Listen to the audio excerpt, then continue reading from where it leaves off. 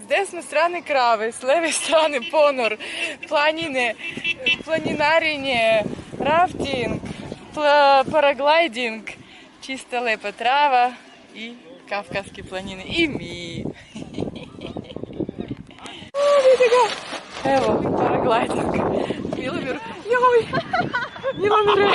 Oh my gosh! Otišli su. Oh my gosh!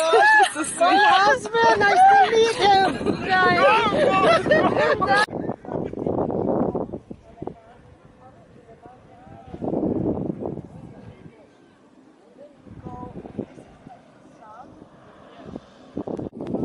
Neko planinsko mjesto i skup planinskih ljudi, ne znam ni koje nacionalnosti, evo žene umotane, muškarce naravno uz meso, evo čovjek zaklali su jagnje, ovce, ne znam šta je, koza, ne, jagnje vjerovatno, i pravi njihov nacionalni šašlik, to njihovo kavkasko jelo, eto da se kupili tu neki potočić, konje, vjerovatno bit će neko takmičenje u jahanju, uglavnom vjerovatno proslavljuju neki praznik ili neko slavlje, njihovo nacionalno, uglavnom uživance i mi posmatramo, ne vjerujem da će nas pozovu, ali nikad se ne zna, možda ćemo sami da se pitamo.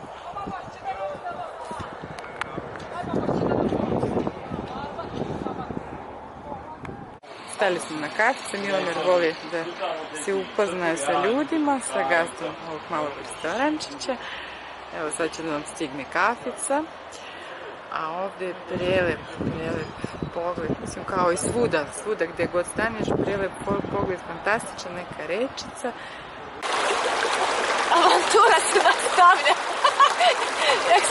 ekstrem dalje traje. Znači, ovo je neka planinska reč, da nismo mogli da odolimo posle 52 stepena u Tbilisiju. Ovo dođe kao pravo osveženje. Osveženje.